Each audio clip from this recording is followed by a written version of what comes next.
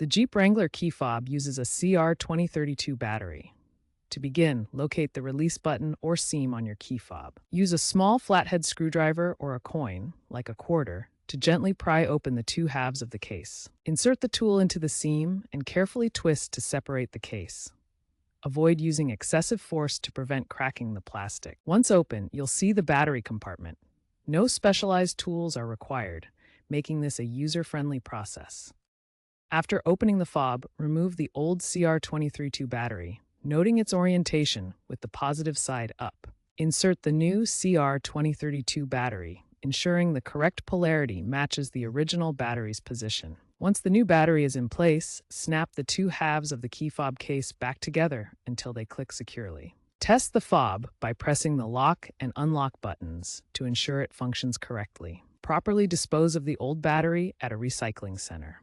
Wearing gloves during the process is advisable to avoid skin contact with battery chemicals.